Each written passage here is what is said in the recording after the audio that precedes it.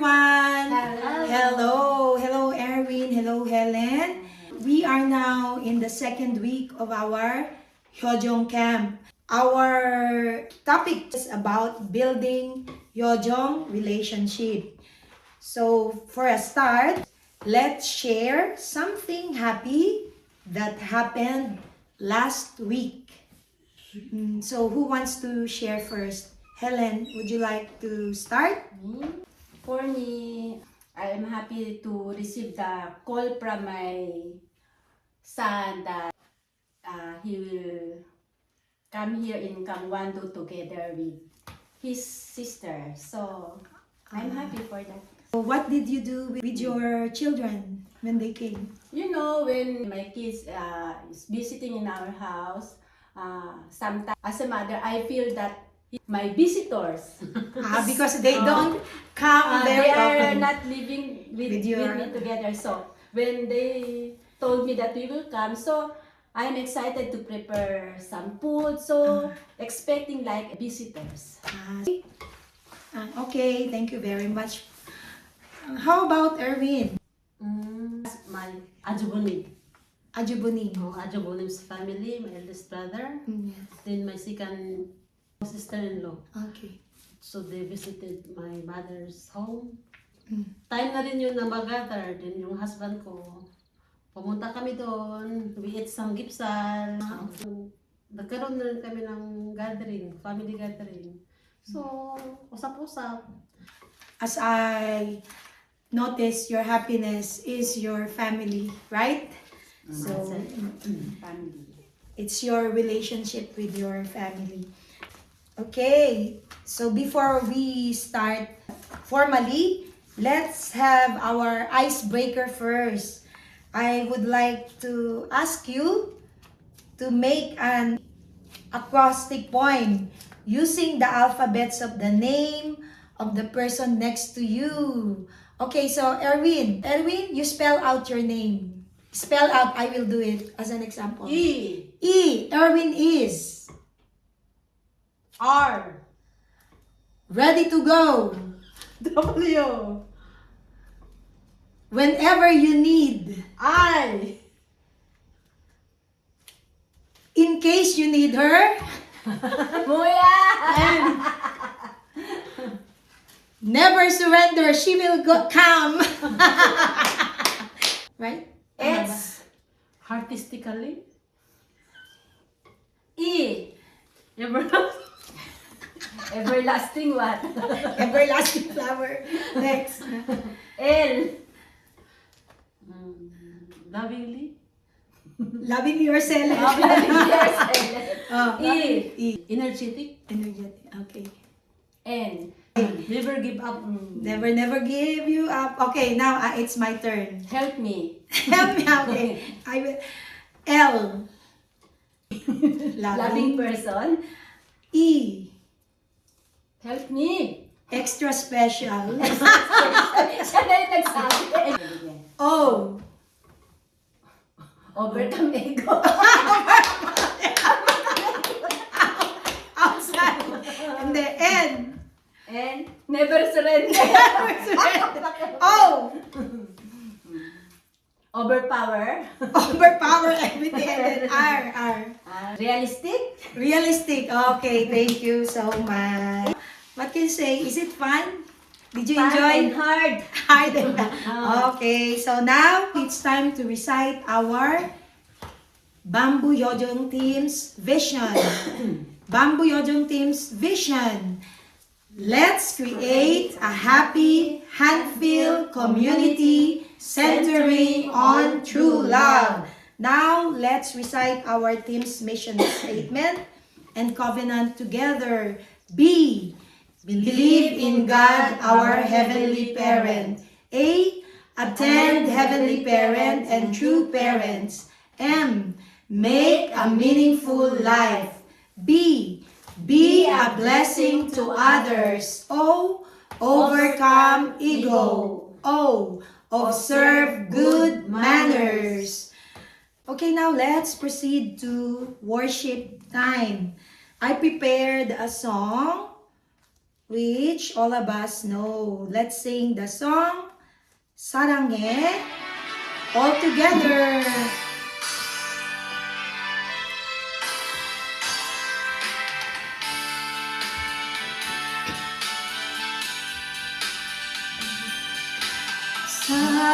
사랑해 당신을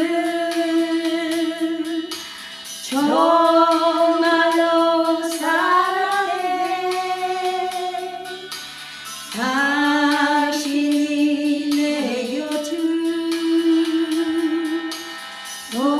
떠나간 뒤에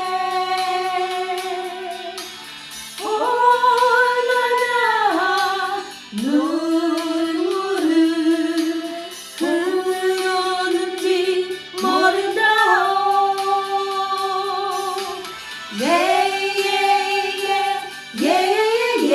예예예예예예예예 사랑해 당신을 정말로 사랑해.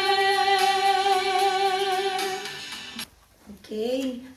사랑합니다. 사랑합니다. 사랑해. 네, 이제 it's time for a word reading. My philosophy in life is living for the sake of others. Wherever I go, I see to it that I practice living for the sake of others. I have walked a thorny path to give more love than that of anyone's motherly love and anyone's brotherly love. If a man has something good, he keeps it for himself and gives others less good things. This applies also towards your parents. If you pursue life for your own benefits, you are in the bondage of your desire. A life of putting others first and serving others is the shortcut to eternal blessings and freedom. Please look for important keywords and share your thoughts on it. Do you want to share anything with regards to the word? Oh, Erin? A life of putting others first and serving others is the shortcut to eternal blessing and freedom. Okay. Yes, very nice. As a wife, sometimes yung after sa work natin, pagod tayo, pero kahit nasa work tayo, iniisip na natin yun. Sus, ano kayo papakain natin sa asawa natin? Kasi sila ba yung unang maisip natin ba? Kasi kung isipin ito sa sarili natin, ay, pagdating ko sa bahay, matutulog na lang ako.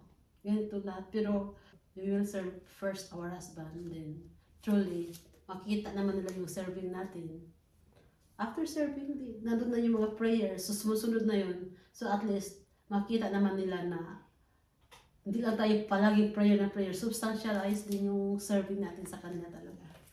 Okay, so to conclude, serving first your serve husband and others others first. Okay. before yourself. Before, okay. Actually, I think that is one of the greatest, if not the greatest, teaching of true parents.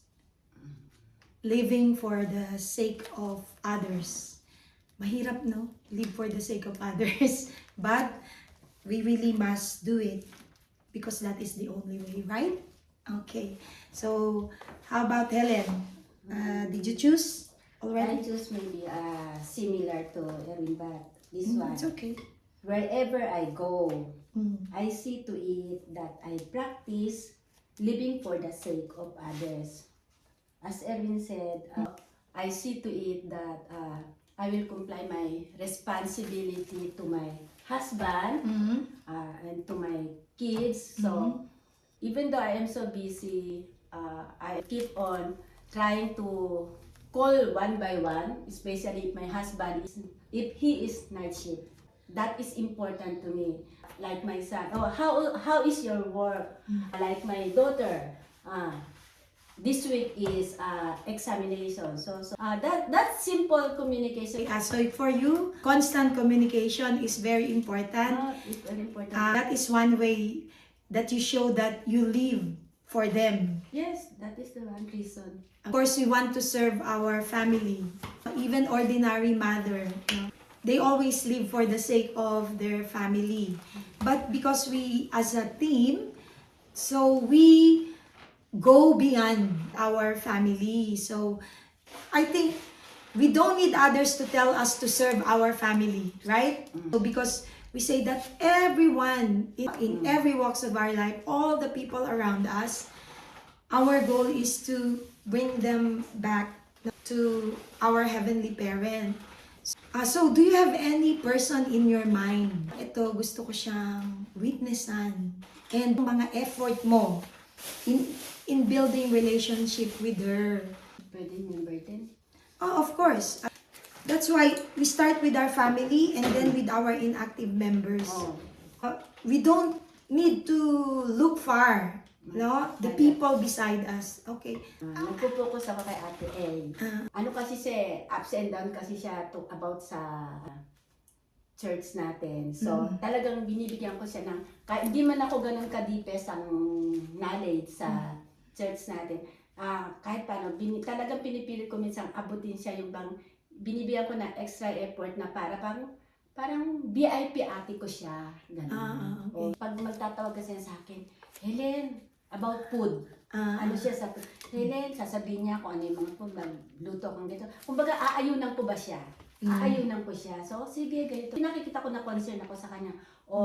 Delikado, sabi ko, gaya umuulan, magdadrive ka ba? Ganito, ganyan. So, regarding our relationship with our VIPs, so lagay mo yung suggestion mo regarding our relationship with them, paano natin may improve yung relationship natin sa kanila.